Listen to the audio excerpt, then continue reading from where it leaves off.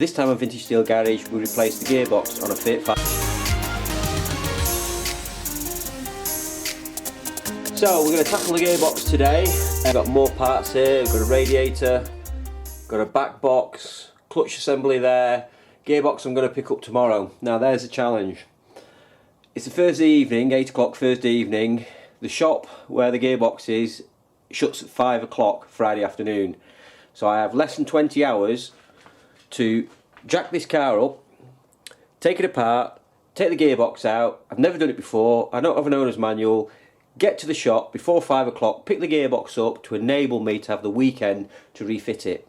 So we better get going. Why are we changing the gearbox? Well, if you watch the 3 other episodes you'll see I've bought this car for my daughter to be her first car. She's actually not seen it yet. She's seen pictures of it but she's not seen it in person. So we've bought it. We got it a bit cheaper than book price, probably about half dealership price, but it had a known problem with a gearbox. I thought I could be lucky and it wasn't a gearbox, but unfortunately it definitely is a gearbox that needs doing. So we're going to get the gearbox out. We've also found a couple of other things that need sorting out. It needs a radiator replacing. So this isn't the normal way you'd replace this gearbox. Not that I know how to do it because I'm making it up. You wouldn't normally take the front bumper off and the radiator out and all that. You'd just take the gearbox out from underneath. But because I need to change the radiator, I've worked out that I'll probably have better access to the gearbox because I'll be able to get underneath and from the front. So I'm going to take the bumper off, take the crash barrier off, take the radiator out, take the condenser out for the air conditioning unit, undo the wheels, take the prop shafts out, take the gear linkages off, strip the gearbox out, take the gearbox out, take the clutch off, put a new clutch in, put a new gearbox in, put it all back together. That's the theory. Let's see how we get on. So first thing is, let's get it jacked up, ready to get the bumper off. So we've got the car jacked up, let's get the front bumper off, which of course I've never done before, so that should be interesting. I think it's some screws at the top, some screws at the side and some screws underneath and pull. That seems to be the theory. I think I've also found another problem, which I had a hunch about the other day. I've noticed an orange rust line dripping down from the crank. Now I'm hoping it's not there and I could just ignore it, but I'm hoping at the worst case scenario, behind the flywheel there's a core plug in the engine, which is where the coolant is behind. Maybe one of those has failed and leaking down.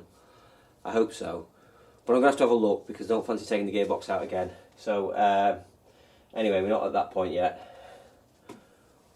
So let's get the bumper off. Now if you see a bit of a red glow, I wonder what it is. Basically I've got a heater on because it is freezing.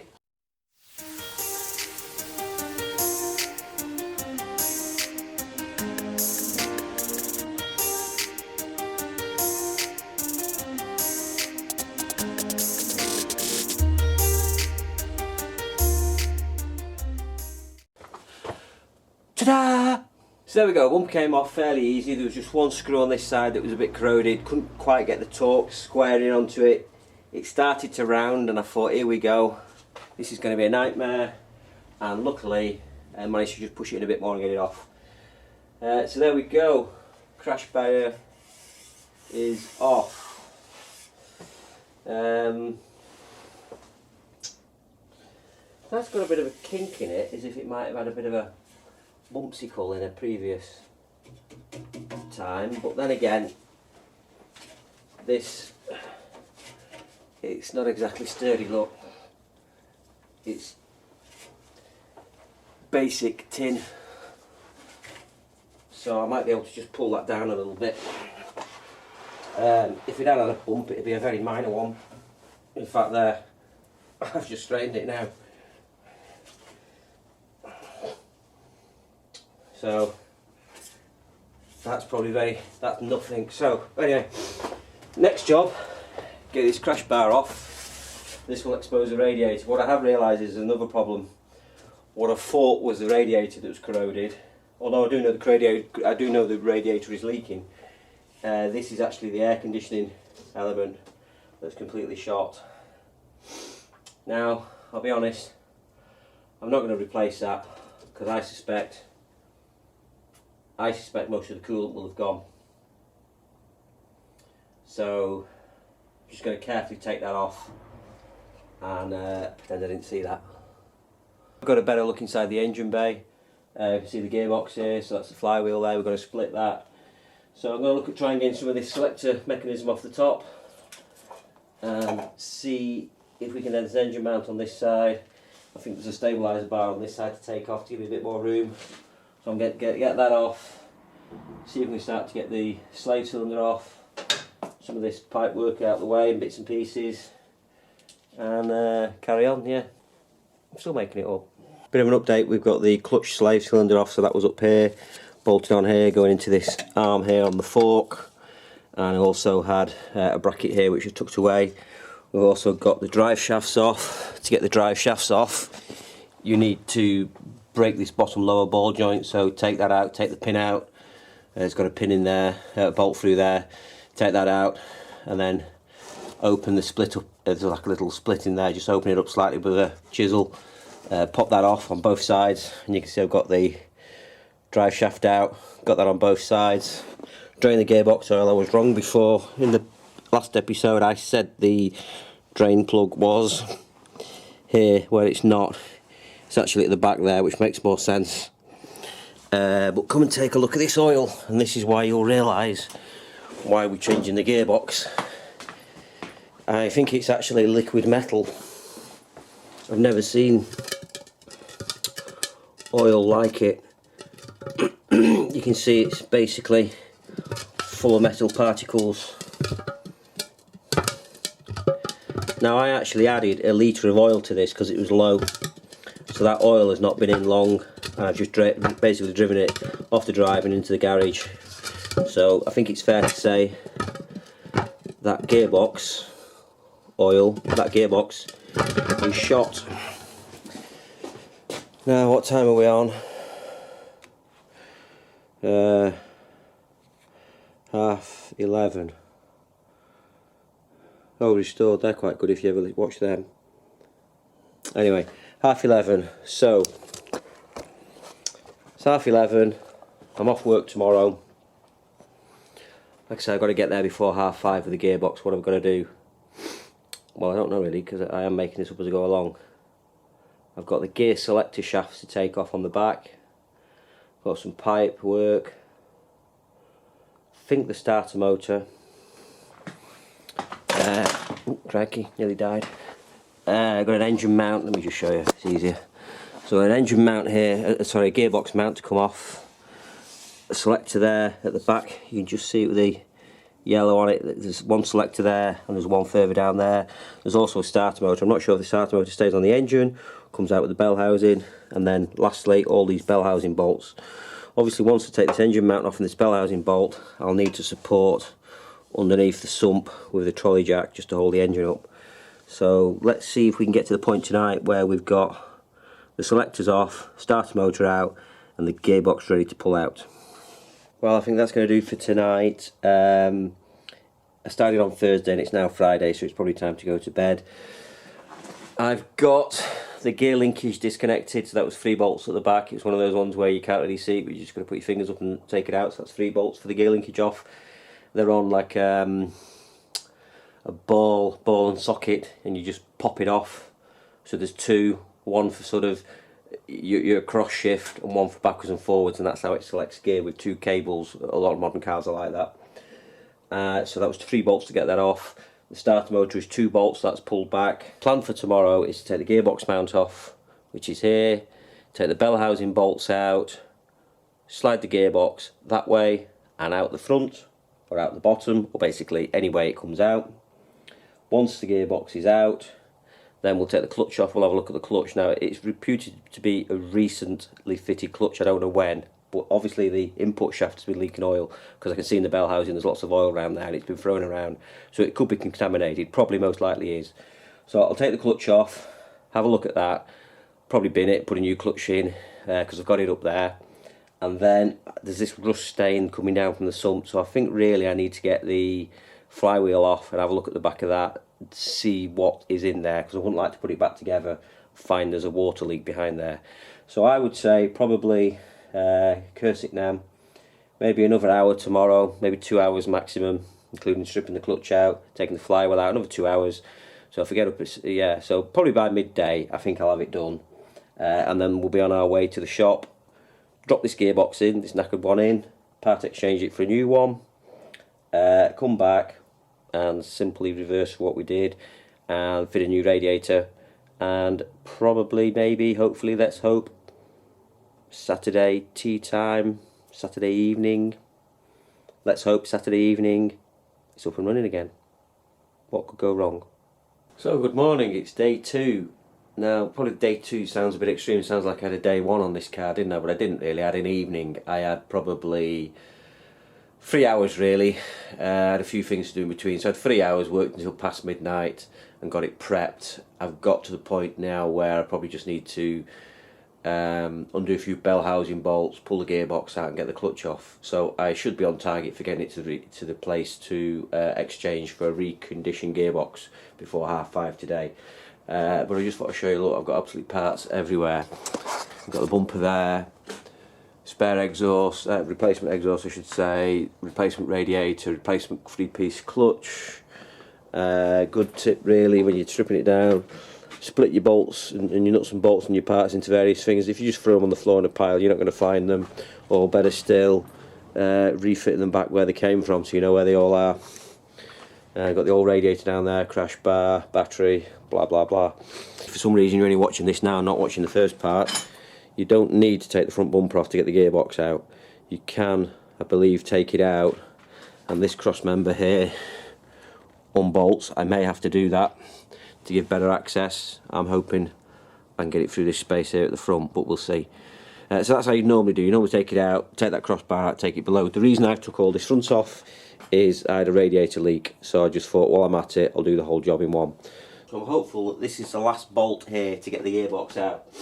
There's a stud from the gearbox going into the engine bell housing, so I'm hopeful that I take that off. I can see a little bit of daylight there in now, pull it off the splines, pull it back there and somehow get it out.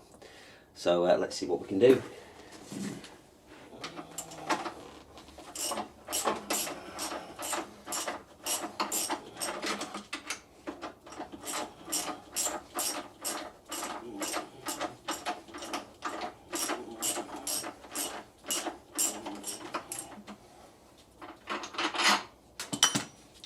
Woohoo!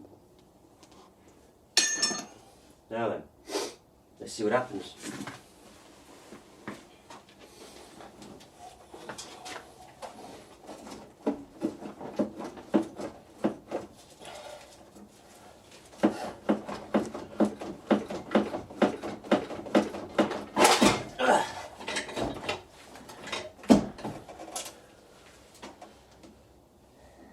Okay, so it's off. Now we've got to get it out. I think the arm's going to have to come off without taking this off. Okay. Oh, I hope I remember where all these bolts go. Alright, let's get that out. It's going to be interesting. So you need to take this chassis leg out. Great.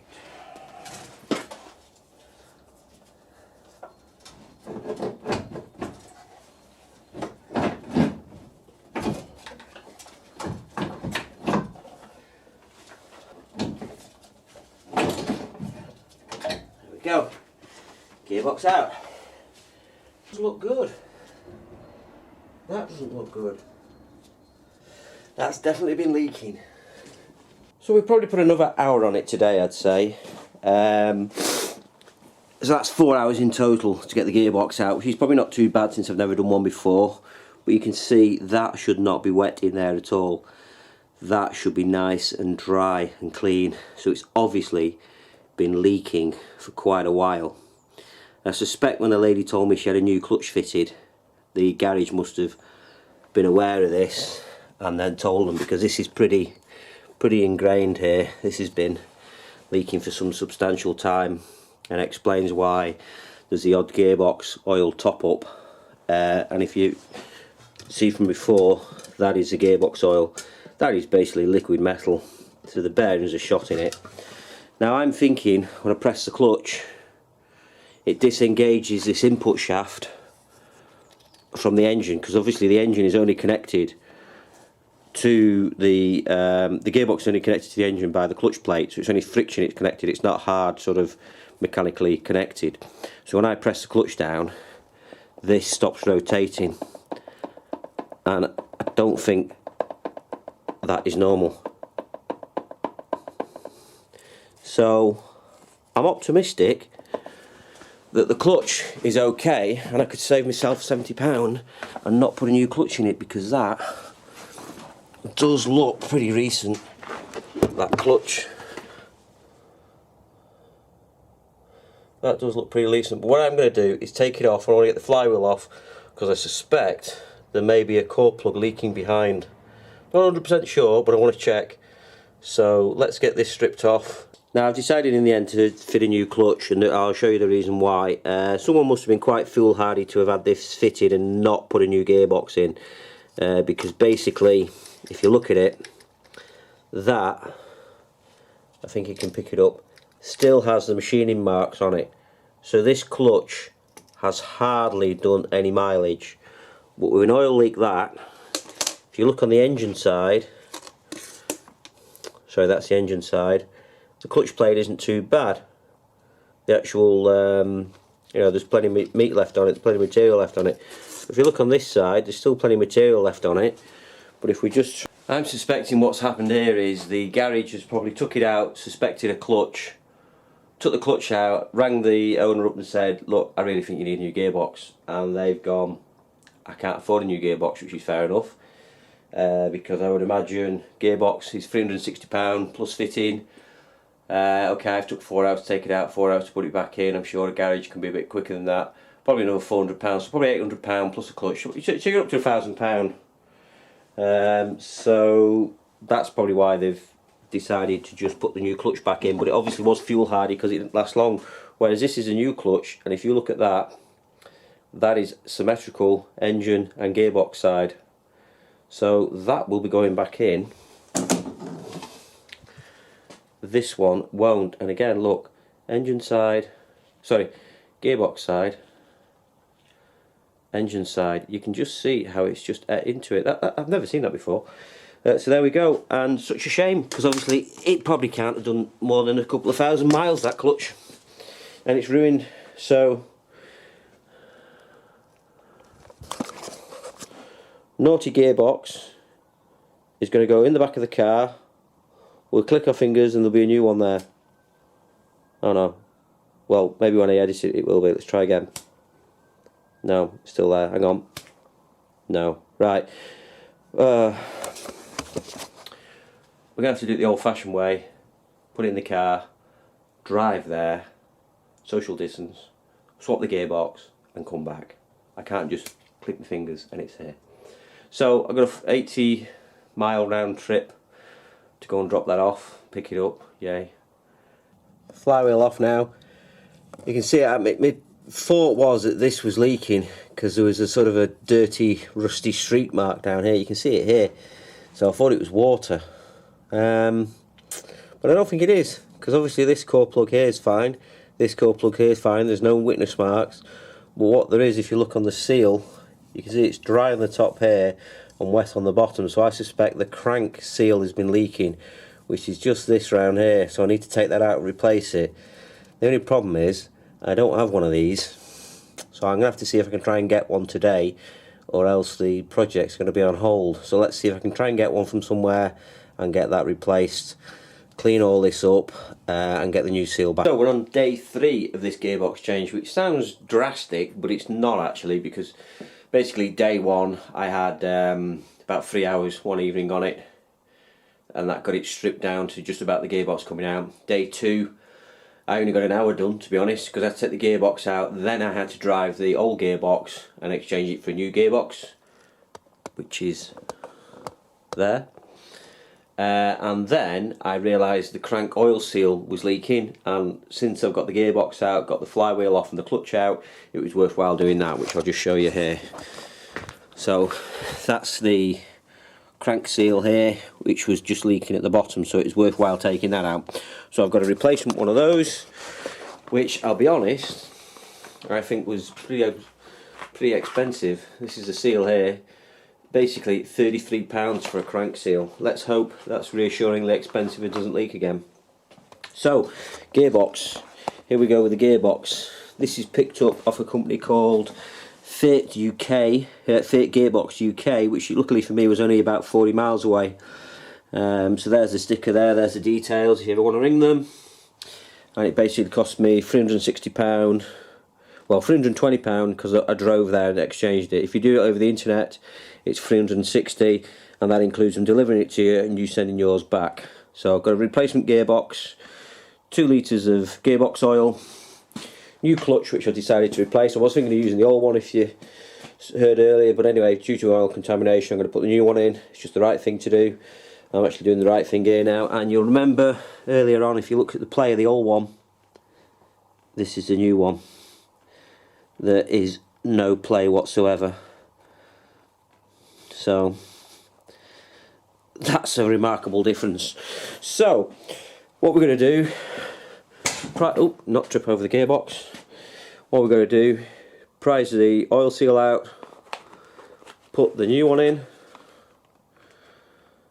Well, once we've prized the old one out, we're actually then officially on the rebuild, because the ratchet goes the other way and we're now fastening things up. So we're officially halfway once we've done that.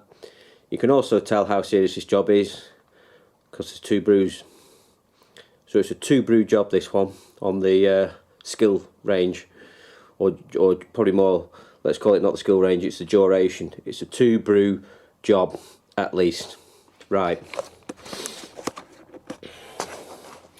So let's get that seal out. I'm not going to film while I'm doing this seal because I'll probably then make a complete hash of it. Let me get the seal out, replace it, talk you through it, then we'll start getting the flywheel on, the clutch on, lift the gearbox in. Lifting the gearbox in probably going to be a bit worse than taking it out because there's gravity on my side to take it out. So I'll have to block it up and lift it in. Gearbox in, prop shafts in, rebuild the hubs. Then I can put the wheels back on. Then I've got to put the starter motor in, engine stabilisers, all the bolts around the bell housing, slave cylinder back on, battery tray back in, battery back in, new radiator in, condenser back on the front, crash barriers on, bumper on, and we've done then. Simple as that. Right, let's. So luckily that's gone better than planned. I've now took the old seal out. So there's the old seal. Basically the way to do it is to just try and jam a screwdriver in the edge. So when it's in here, you've got to be careful you're not damaging this surface, or that's basically, don't damage any of the surfaces or else you're going to get oil leaking. So you need to jam a screwdriver in the middle of it, which is here, and then just tease it out all the way around so it comes out. Then I've cleaned all the surface. I've got the new one here. So I'm just going to oil this up on the inside and on the outside, push it in and just basically gently tease it in all the way around until it's flush and sat in there. So, gearbox back in. I didn't film putting it in because it wasn't pretty. It was quite ugly and brutal with a little bit of swearing. Basically what you're trying to do, you're trying to align the spigots on the gearbox, the spline, so you might need to rotate the clutch, and also ensure you have the engine and the gearbox parallel, so you don't want the engine like that and trying to push the gearbox on.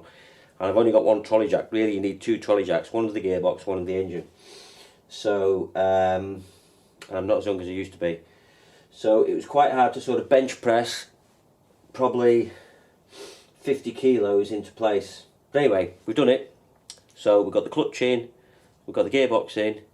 Next thing to put on is the clutch slave cylinder. So this is the clutch slave cylinder, and this just goes into here.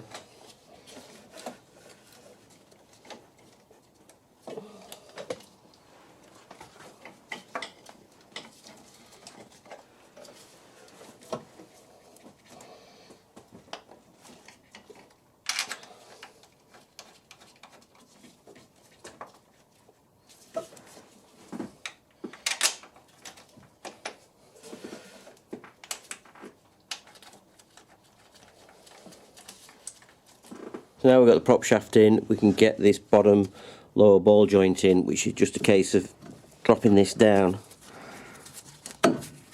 aligning this here like this.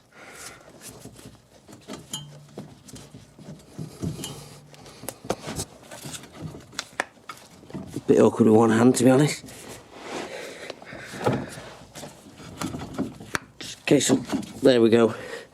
So that's pushed in there now. We put the bolt through the back side.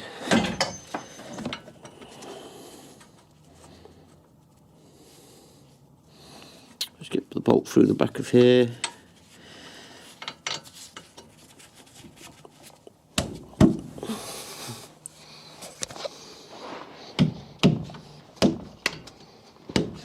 There we go.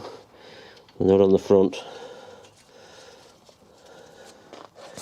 Do the same on the other side, and then we can put this chassis arm back in here, and transmission's all reconnected. So here we are, we're on day 4 of the gearbox and clutch swap, which, first of all, it's -1 and it's freezing. Second of all, day 4, it sounds extreme, but A, I'm not a mechanic, B, I've never done one of these before, and C, I haven't been putting full days in it. Started on Thursday night, put about 3 hours in, got the gearbox virtually out, ready to come out. Friday morning I was off, so I got the gearbox out Friday morning. I then spent most of Friday driving to go and get the exchange gearbox, bringing it back. Also found the crank seal was leaking, so I had to order that, and that was overnight delivery. So that means I didn't get work till Saturday. Saturday probably put about 4 hours in, so we're up to 8 hours then. And today I've done about another 2 hours, so probably up to 10 hours, and we've replaced the gearbox and the clutch and the crank seal. So I'm quite pleased with that, really. As it's -1, the gearbox oil is going in very slowly. It takes 1.6 litres of gearbox oil, so that's just going in with a fill plug there. Normally, obviously with the radiator on, it'd be a bit more difficult. You'll be up here trying to squeeze it in. So as soon as I've got that 1.6 litres in, I'm going to put the drain plug in. Then we're going to get to fit in a new radiator, crash barriers back on, tighten up some of the suspension and some of the subframe bolts, get the wheels on, and we're done. And hopefully test drive okay.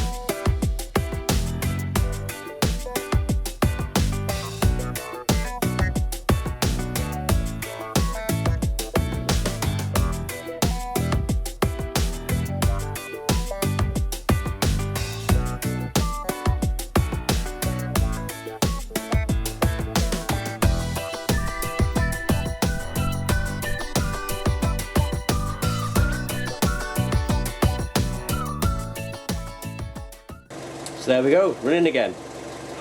Very cold. Yeah, seems okay. No transmission noise.